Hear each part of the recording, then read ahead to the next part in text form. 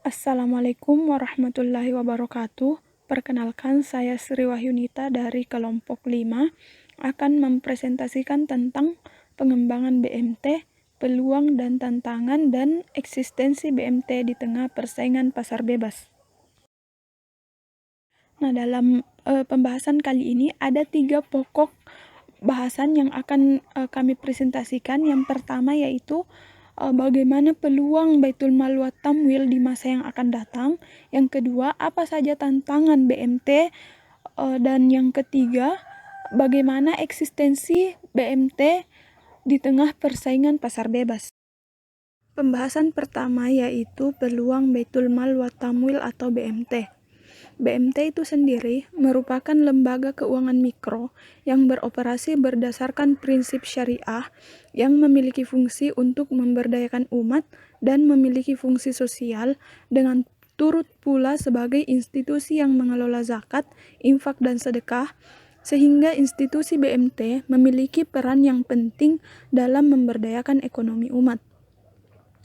BMT melakukan kegiatan pengembangan usaha-usaha produktif dan investasi dalam meningkatkan kualitas ekonomi pengusaha mikro dan kecil, antara lain dengan mendorong kegiatan menabung dan menunjang pembiayaan kegiatan ekonomi. Lembaga ini didirikan dengan maksud untuk memfasilitasi masyarakat bawah yang tidak terjangkau oleh pelayanan Bank Islam atau BPR Islam. Prinsip operasinya didasarkan atas prinsip bagi hasil, jual beli, dan titipan. Karena itu, meskipun mirip dengan Bank Islam, BMT memiliki mangsa pasar tersendiri, yaitu masyarakat kecil yang tidak terjangkau layanan perbankan serta pelaku usaha kecil yang mengalami hambatan psikologis bila berhubungan dengan pihak bank. Selanjutnya, terdapat tujuan dan fungsi dari BMT, di mana tujuan dari BMT yaitu menumbuh kembangkan bisnis usaha mikro dan kecil dalam rangka mengangkat derajat, martabat, dan membela kepentingan kaum fakir miskin. Selain itu juga untuk meningkatkan kualitas usaha ekonomi untuk kesejahteraan anggota khusus dan masyarakat pada umumnya. Selanjutnya fungsi dari BMT, di mana fungsi dari BMT yaitu menghimpun dan menyalurkan dana dengan menyimpan uang di BMT. Kemudian uang tersebut dapat ditingkatkan utilitasnya, sehingga timbul unit surplus dan unit defisit. Penciptaan dan pemberian likuiditas dapat menciptakan alat pembayaran yang sah yang mampu untuk memenuhi kewajiban suatu lembaga atau perorangan. Nah, dari tujuan dan fungsi BMT sendiri, dapat kita lihat bahwa ini merupakan peluang bagi BMT untuk mengembangkan perekonomian di Indonesia dalam rangka mengelola, mengembangkan, dan mendistribusikan dana perekonomian maupun dana zakat dan sedekah sesuai dengan sistem syariah.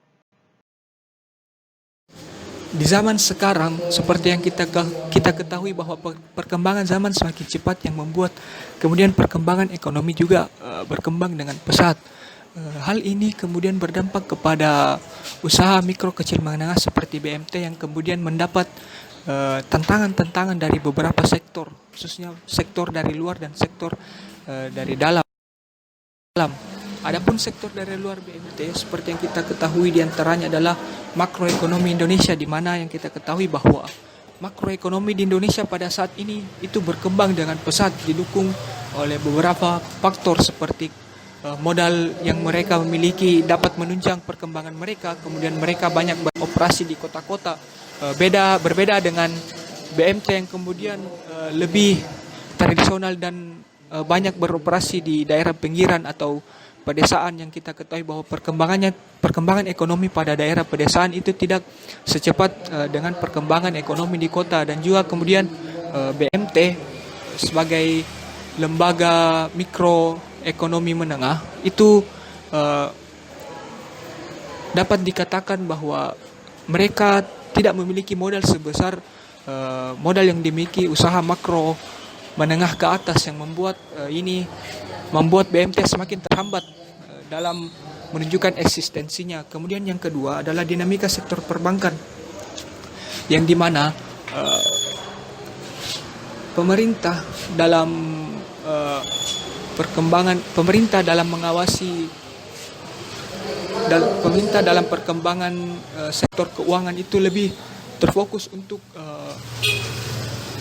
mengedepankan perbankan, dikarenakan peluang keuntungan yang dimiliki perbankan itu lebih besar daripada mungkin usaha-usaha seperti BMT ini, sehingga kemudian fokus utama pemerintah dalam perkembangan ekonomi keuangan itu tertuju pada sektor perbankan, yang kemudian membuat BMT sebagai usaha mikro kecil menengah itu terhambat perkembangannya.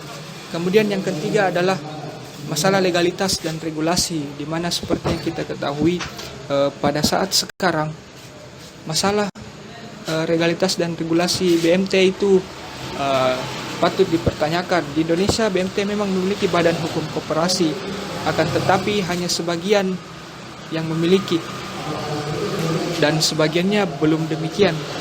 Koperasi memang menjadi pilihan utama di daerah pinggiran kota, sehingga membuat eksistensi BMT itu sendiri kadang kalah dengan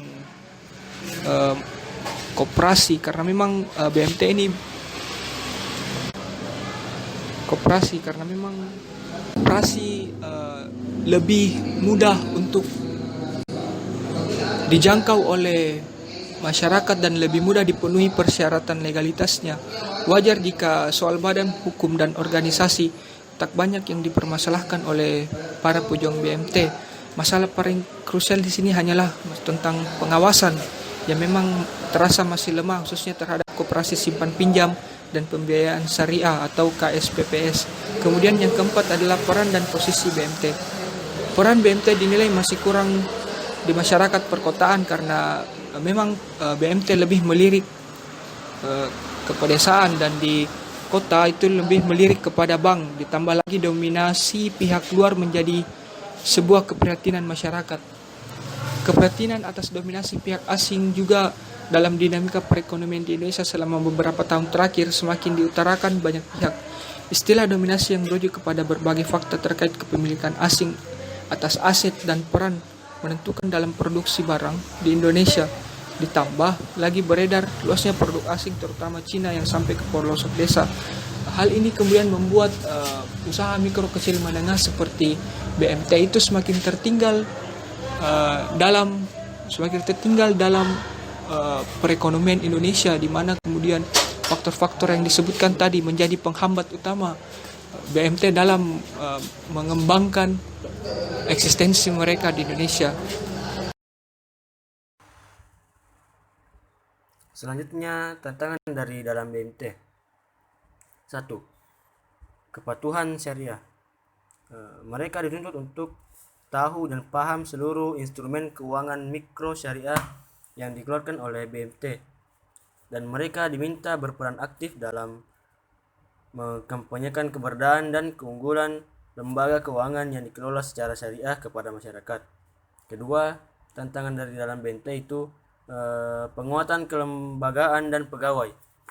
Sistem akuntansi keuangan BMT perlu untuk memiliki standar yang lebih baku. Tantangan penguatan kelembagaan ini akan menjadi lebih berat jika yang diharapkan adalah peran penting BMT bagi perekonomian nasional. Selanjutnya, eksistensi Baitul Mal wa Tamwil di tengah persaingan pasar bebas. Salah satu bentuk kerjasama yang dilakukan perekonomian suatu bangsa adalah perdagangan bebas.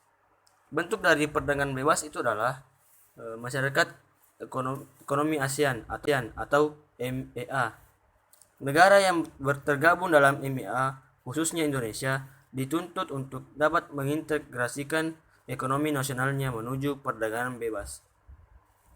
Pemberlakuan MEA di Indonesia sebenarnya memberikan peluang yang bagus untuk membantu pertumbuhan perekonomian di Indonesia dan dapat membantu menjalin kerjasama dengan negara lain.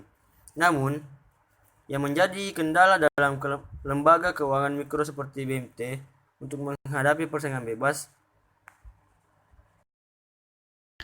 Oke, baik, kita masuk pada slide selanjutnya. Nah, pada slide ini kita akan membahas mengenai permasalahan yang dihadapi oleh Badan Baitul Mal. Nah, adapun permasalahan yang dihadapi antara lain adalah perkuatan permodalan, sumber daya manusia, regulasi, pemasaran, dan teknologi IT.